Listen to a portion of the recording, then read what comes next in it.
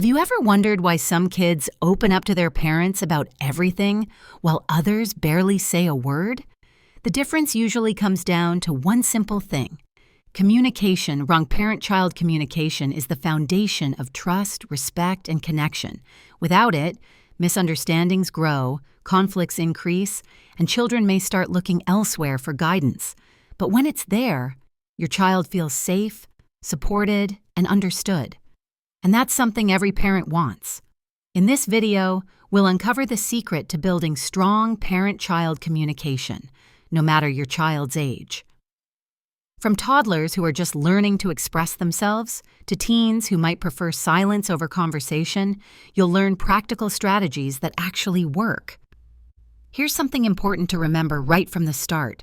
Communication is more than just words. It's about tone, body language, timing, and the emotions behind what's being said. When kids feel that their parents truly listen and respond with empathy, they naturally open up more. The good news is, this is a skill you can practice and get better at every single day.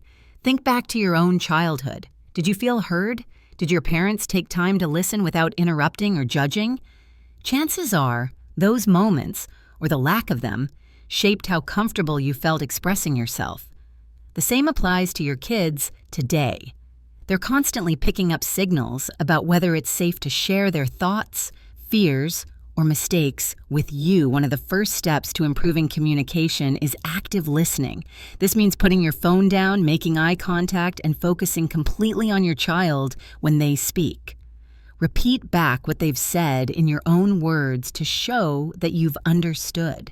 For example, if your child says, "School was so hard today," you might respond with, "It sounds like you had a tough time. Want to tell me more about what happened?" That simple reflection builds trust and makes your child feel validated. It's also important to match your communication style to your child's age and personality.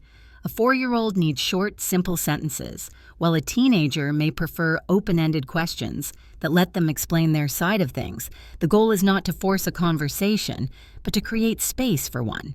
Before we continue, take a quick moment to subscribe to the Parenting Blueprint. By subscribing, you'll never miss our weekly videos that give you real-world parenting tips to raise confident, resilient, and happy kids. And don't forget to comment here below about your experiences. I read every comment and answer for sure. When it comes to parent-child communication, many parents fall into traps without even realizing it. These habits often shut down conversations before they really begin. Let's go through a few of the most common mistakes. The first mistake is talking too much and listening too little. Parents often want to guide, advise, or fix problems right away. While the intention is good, it can make children feel like their feelings don't matter. Imagine telling someone about your bad day and they immediately jump in with, "Well, you should have done this." It doesn't feel supportive. It feels dismissive. Kids experience the same thing. Sometimes they don't want a solution. They just want to be heard. The second mistake is judging or criticizing too quickly. Children are sensitive to judgment. When a child opens up about a mistake, like failing a test or breaking something, a harsh reaction can make them think twice about ever sharing again. Instead of saying, "You're so careless," try asking, "What do you think went wrong, and how can we fix it together?" This shifts the tone from blame to problem solving. The third mistake is choosing the wrong moment to talk. Timing is everything. If your child is tired, hungry, or upset, they're not going to engage in a meaningful conversation. The same goes for you as a parent. If you're stressed or distracted, your child will notice. Pick calm moments, maybe during a car ride while preparing dinner or just before bedtime, when your child is naturally more open to talking. Another common mistake is not respecting your child's perspective. It's easy to dismiss their problems as small compared to adult challenges, but to a 7-year-old, losing a toy feels huge. To a teenager, not being invited to a party can feel devastating. When you minimize their feelings, they may stop sharing them. Instead, validate their experiences, even if they seem small to you. This teaches your child that their thoughts and emotions are important. Finally, there's the mistake of using communication only when something goes wrong. If the only time you sit down to talk is when you're scolding or correcting, your child will associate communication with negativity. Make conversations a normal part of daily life, not just during problems. Ask about their favorite part of the day, their dreams, or what made them laugh. Positive conversations build the trust that makes hard conversations easier later. By avoiding these mistakes, you're already creating a more open, supportive environment for communication. But to take it a step further, you also need strategies that actively encourage your child to talk to us, and that's what we'll dive into next. Now that we've covered the mistakes to avoid, let's explore how to actively encourage better communication with your child. Think of it as creating an open door, a safe, welcoming space where your child feels free to share their thoughts and feelings.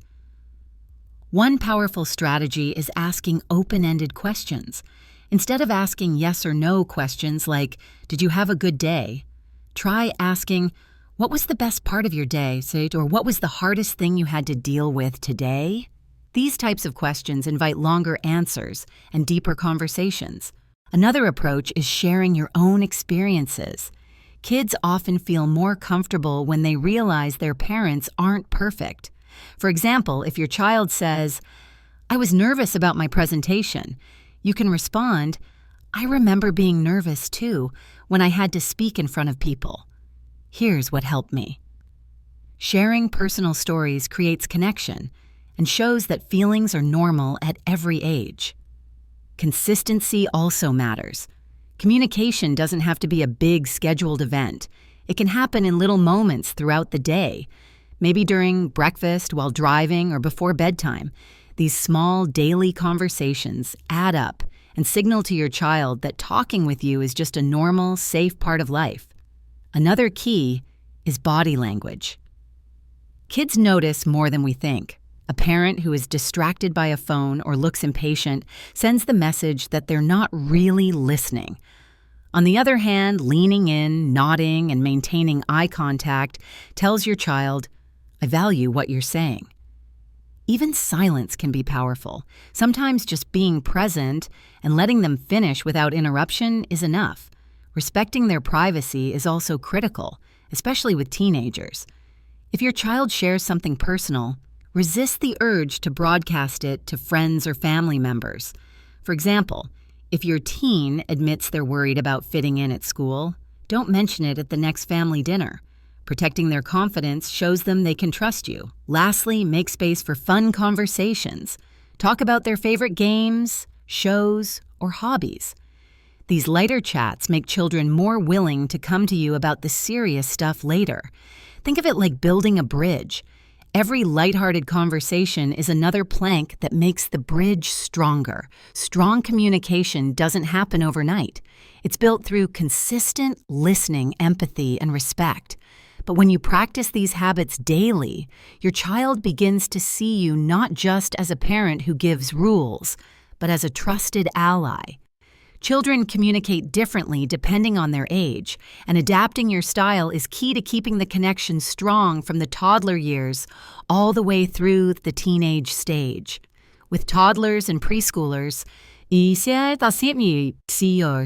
communication is mostly about helping them put words to their feelings. A 2-year-old might cry or throw a tantrum because they don't yet have the vocabulary to explain what's wrong. You can help by naming their emotions for them.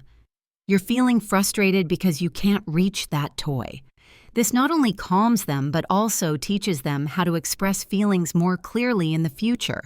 At this stage, keep sentences simple and repeat often. With elementary school kids, curiosity is endless. They want to share what they've learned, and they want to know how the world works. Make time every day to ask about school, their friends, or their favorite activities. Be patient with the endless why questions, even if they test your nerves, because these moments are building their trust in you as a source of guidance. Preteens, usually ages 9 to 12, are beginning to crave independence, but still look for reassurance. This is when parents need to practice listening without overreacting.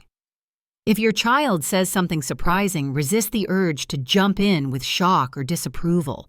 Instead, say, "That's interesting, tell me more." Creating that safe space now prepares them for the teenage years. With teenagers, communication can feel tricky. They might become more private, more distant, and less talkative. The worst thing you can do is to push too hard. Instead, look for natural opportunities, driving them to practice, cooking dinner together, or just hanging out in the living room. Keep your tone relaxed, not interrogative. Ask open questions, share bits of your own life, and most importantly, respect their privacy. Teens need to feel that they can come to you without being judged or controlled, no matter the age. Remember, communication is less about giving speeches and more about creating a consistent, safe environment. Whether your child is 2, 10, or 17, they should always feel that you're approachable and ready to listen. By adjusting your communication style to match their stage of development, you're not only making your child feel heard, you're also teaching them how to communicate effectively with others. And that's a life skill that will serve them long after they've grown up. Strong parent-child communication doesn't just make life at home smoother. It shapes who your child becomes as a person.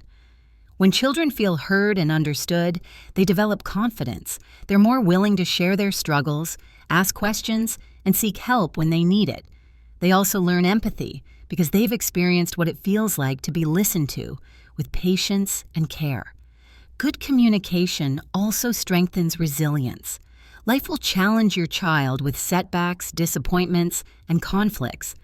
If they know they can come to you and talk openly, they're less likely to bottle up emotions or turn to unhealthy outlets. Instead, they learn to process feelings, problem solve, and move forward. That's a powerful life skill. It also builds trust. And trust is what keeps the bond between parent and child strong. Even through the rocky teenage years, many parents fear the teen stage because they expect rebellion and distance. But when a foundation of communication has been laid early on, those years become an opportunity for deeper connection. Not disconnection. Your teen may still want independence, but they'll also know they can count on you when it matters most. Here's the truth.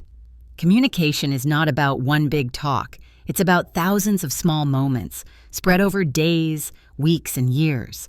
Every bedtime story, every car ride conversation, every time you pause to listen instead of interrupting, those are the moments that shape your child's sense of safety and belonging. So where should you begin? Start small. Tonight, instead of asking the usual, "How was your day?" try something more open like, "What made you smile today?" Or when your child is upset, resist giving advice right away. Just listen and reflect back what you hear. Over time, these small changes build into a powerful habit of communication. And remember, it's never too late to improve. Whether your child is 3, 13, or already close to adulthood, you can strengthen your relationship by becoming a better communicator today. Parenting is not about being perfect. It's about being present, being willing to listen, and being ready to grow alongside your child. And when you commit to strong communication, you're not just raising a child, you're building a lifelong relationship that will last well beyond the childhood years. As we close this video, let's bring it all together. The secret to building strong parent-child communication isn't hidden in complicated theories or expensive programs.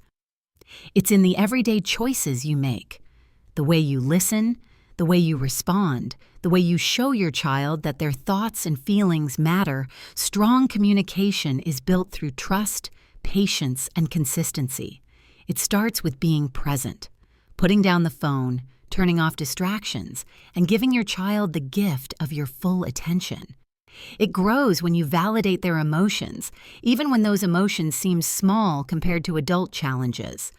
And it flourishes when you create space for both serious and lighthearted conversations, showing your child that talking to you is safe and normal. Every child is different, and every stage of childhood requires a slightly different approach. But the heart of communication remains the same: empathy and respect. When your child knows that you value what they have to say, you're not only strengthening your bond, but also teaching them how to build healthy relationships with others in the future. Remember this: kids who feel heard become adults who know how to listen. Kids who are treated with respect learn to treat others with respect. And kids who can share openly with their parents grow into adults who aren't afraid to express themselves in the world. You don't need to be a perfect communicator to make a difference. You just need to start. Today, in one small way. Maybe tonight you ask a better question at dinner.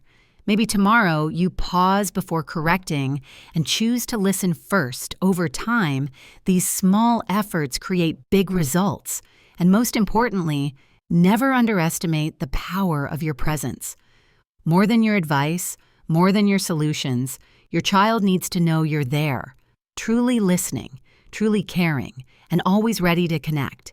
If you enjoyed this video and want more practical parenting insights, make sure to subscribe to the Parenting Blueprint. We release new content every week to help you navigate parenting from toddlerhood to the teenage years. Subscribing is the best way to stay connected and continue building stronger relationships with your children. Thank you for watching and for taking the time to invest in your parenting journey.